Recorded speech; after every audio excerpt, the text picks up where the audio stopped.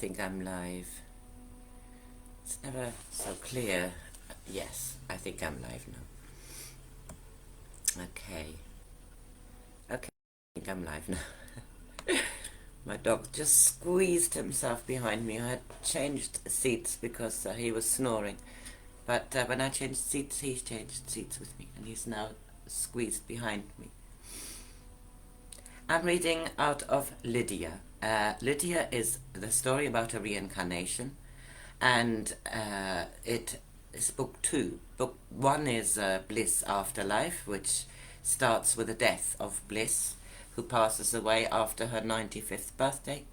And we are now going on. The story started in the writing of it started in 2006, but here in this book, we're in 2012 now.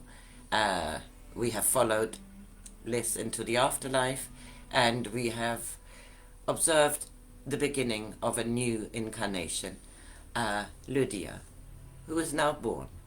We are at chapter 41, and it was written on the day. This is the day of the party, the May the 5th. I had been in my last chapter talking about the gathering at the refuge, and we are now, we finished, Anna has just finished speaking to her mother, and we are going to Melanie and Tony, who had taken the top of the house as their quarters for the weekend coming. This was Susan's private hideaway and a gorgeous room at the top of the attic. For Melanie, it was the loveliest room in the house, and Susan was happy for the two of them using it. She had hardly been here since she met David. It was a big, roomy, high-ceilinged room with a little balcony built into the slanted ceiling, a Velux window with its own patio. The Cabrio balcony! Melanie was laughing. She had seen this at one of her London friends and thought the idea was ingenious. The top window opened outwards, and the bottom formed a little ledge, surrounded with bars on both sides when you pushed it out. Tony helped her to open it. The view was amazing. They could see the sun rising behind the trees, some already green. The sky was clear, and they agreed this room was amazing. My aunt kept improving it over the years. Initially this was her main residence before she bought her house. Most of the rooms were occupied, sometimes every one of them. She had the monitor for the front door installed a few years ago, loudspeaker and camera, so she could check who was outside. One of her residents had been a trainee electrician. Look at that bath. Isn't it fabulous to have it part of the room? Everything is created for comfort. My aunt needed this place of refuge inside the refuge over the years. My Omi Bliss often stayed up here when she visited Mum after Opie died.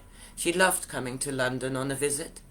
She could have stayed anywhere downstairs or even at Susan's house, but she loved this room. Tony had only just remembered this. She must have been well into her 80s and never thought twice about climbing all the stairs to the top. He could see signs of her here everywhere. He looked around. The light was shining into the room, and a picture of his Omi and Opie with his dad, Chris, Mum Holly, Susan and Steve, Ben and Tony in a group in front of a huge elephant. Oh wow, here it is, that photo of India with the elephant. He handed it to Melanie. The frame was faded brass and quite heavy. The boys were the clearest image in the photo, which had started to fade a little. So sweet to see you two little boys. You're holding hands. Everyone was smiling. We had been told to. I think we had an argument not long before. Actually, this was not India. This was in the zoo. We had already been to India and all went to the zoo on return with Mum's parents. Here's a photo of my other grandparents. This is India.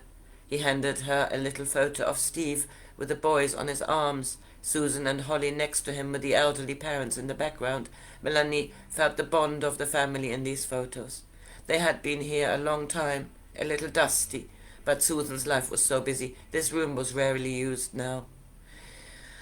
I like it, that it has this air of timelessness here.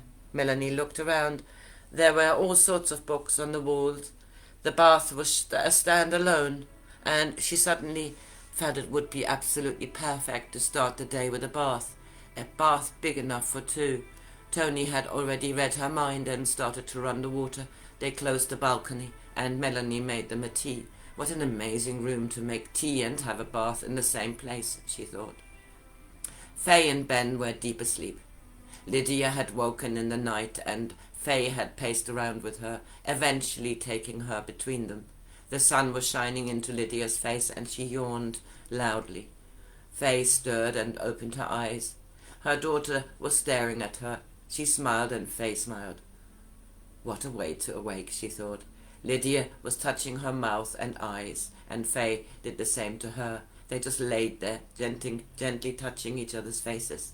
Ben woke and watched them. He had never felt so contented and protected in his life. The sun was playing on the walls, and Lydia had started to watch the lights moving. She was laughing at her fingers, and it made both of them laugh out loud, which made Lydia jump, which made her laugh when they laughed. I'm so happy, Benny. She's thriving, and this house feels so alive at the moment. I can hear noises. What is the time?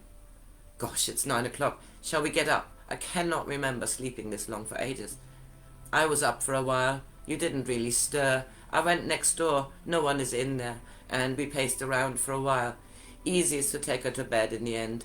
Feeding her. We both fell asleep around 2-ish. It's a blur. She was laughing. I feel rested. Lydia's now wide awake too. Let's get going and see who's up. When is your mum and dad due? I have no idea. Let's get showered and up downstairs. We take it from there. Come along. Holly and Chris, with Frida in tow, set off at 9 a.m. from the south coast. They had both woken early, and although they had intended to arrive in the afternoon, both decided to get going. They were going to stop for breakfast somewhere on the way. They had often intended to do that, but never got around to it. They decided to stop somewhere in Kingston to get most of the journey under the way and follow their inklings. Holly also wanted to buy a birthday present for Pete. She was glad to have Chris along, although not sure he would be of any help at all. David and Susan had had a leisurely breakfast. Susan was wrapping Pete's present. It was a beautiful journal. She was not sure if Pete used one of these, but they had seen it in their local village and both loved the look of it. David had almost bought it for himself when Susan reminded him of the impending birthday. They both inscribed it with, "Happy birthday, make your life the best story. Susan and David, 5th of May, 2012. He would be 34, and this year had started with a bang for him. Even if he had never written in a journal or a diary, he might enjoy starting one, or using this for whatever purpose he sees fit. It was the only one of its kind. So lovely. Susan finished wrapping it. The only one of its kind, but they had some other lovely ones. She was smiling and produced a red leather-bounded journal. Here you are. I bought it and sneaked it into my bag. I know you are itching to write and had your eyes on this one, pointing at the beautifully wrapped parcel. Fabulous, and it has lined pages, and you wrote into it. I love you, Susie Q. He took her into his arms. Let's get tidied and packed. Would be nice to be there by midday. Chapter 41. Steve and Savannah on their way to the party. Steve and Savannah were still in bed. They had their breakfast, which Steve made to perfection, and were watching television. They had decided to stay at Steve's flat. He had a large TV screen built-in remote from his bed. Savannah thought it all way over the top, but there was something delicious in having breakfast watching a funny film. When are we leaving here, Steve? Savannah had finished her egg and toast and was ready to get going. She could hear Chap barking, her dog, and it was time to get up. It's 10 now, and I would say we leave at midday. We're ready. We're really much closer to London from here, and we will be there before 2. I text Ben and let him know. I have a shower first. He jumped out of bed into the ensuite. I take Chap into the garden. Shower after you. Silvana put her leggings on to go downstairs. She could hear Chap getting excited and called out to him. It was so lovely to see her little dog so happy to see her. She opened the back door and let him into the garden. Steve's garden was small but surrounded by a large hedge, and she sat herself on the old bench at the back. Chap was running around doing his business, and she felt the warmth of the morning sun on her face. Steve's garden was low maintenance, very square and a little bland. She loved her own space. It was bright and light, and most mornings she would take Chap out and have her tea in the studio. Sometimes she would stay there most of the morning. She had dog food in the cupboard, as Chap knew. She got stuck there sometimes for a long time. A change is as good as a rest, she thought, and got up to get showered. She was looking forward to Pete's birthday party. The whole family will be there. She felt a pang. Holly, the music therapist, David, the new man of Susan from Australia, their grown-up children, Ben and Tony, with partners. She wished she had Poppy with her, but that had to be a fleeting thought, as they had not spoken for a while, and this party was quite spontaneous. Poppy never made the promised visit. A present! She suddenly thought that they had not bought anything for Pete. 34, what does one buy for a 34-year-old? Silvana was getting hot. She got up into the house. It was not yet 10, and they had plenty of time. Steve knew Pete, although vaguely only, and he would have some idea, hopefully. The activities in the house had been heating up after Pete had got up at the refuge. Anna had already prepared an English breakfast for all in the house, and when Chris and Holly arrived, eventually everybody was still gathered in the kitchen. Ben and Faye, sweet Lydia, Melanie, Tony, Anna, so lovely to see you, and happy birthday to Pete. Chris handed him a wrapped parcel, and Holly had the card ready. She embraced Pete, such a tall and handsome man. She could hardly get her head around him being 34. Pete blushed. He felt that he blushed a lot lately. He didn't even remember blushing for years, but lately his face turned red a lot. The parcel was big, quite heavy. He weighed it up and down. What is it? Open it, more than one voice. Pete tore the paper off. Anna held his arm. She loved reusing paper, and this was very nice, golden and black. Don't tear it. A juicer! Everyone laughed. I'm getting household presents. Anna loved juicing ever since she had arrived at the house. This one looked fancy. Peter handed it to her. He was not at all sure he knew how to handle it. He had only ever benefited from the results. Anna gave him a look. She knew what he was thinking. I make juice for Faye, Ben piped up. He knew that Pete had never tried, and Faye liked his concoctions, although sometimes she thought they were a bit adventurous, as he liked to mix lots of raw veg with fruit and sometimes went for color rather than taste. You will get the hang of it. Tony had never made a juice himself, but Melanie had an amazing machine in her kitchen, and he decided at this moment to make a juice next time he stayed at hers. No worries, I teach him. Anna took the box from his hand and studied the pictures on the box.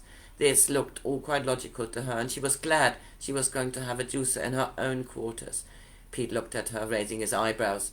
She smiled and shrugged her shoulders. Maybe they should wait for Susan and David to announce their decision to rent rooms in the house together. They heard the front door open. Susan and David had arrived, and they all got up to greet them. Everyone had gathered in the kitchen when the doorbell rang. Steve and Silvana had arrived. They had stopped on the way, and Steve insisted that Pete would love a bottle of Bushmill whiskey.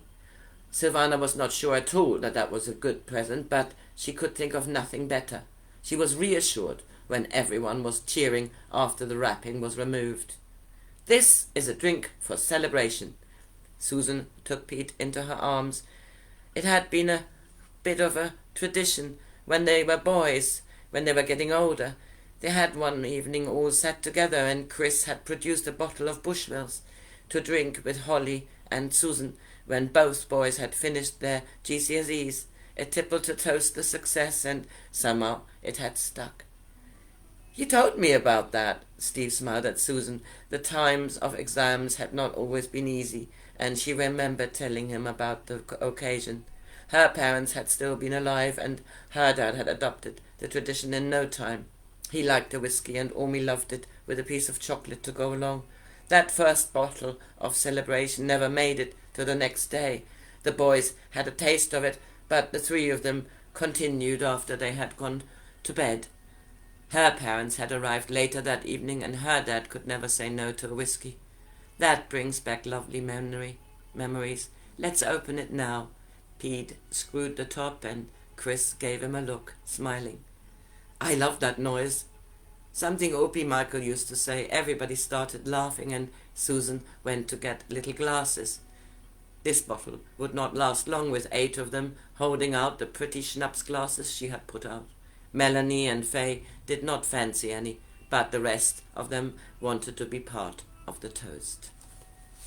So I finished this here with this chapter.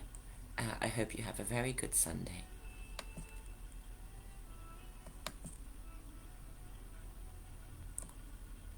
Is it not doing what I want?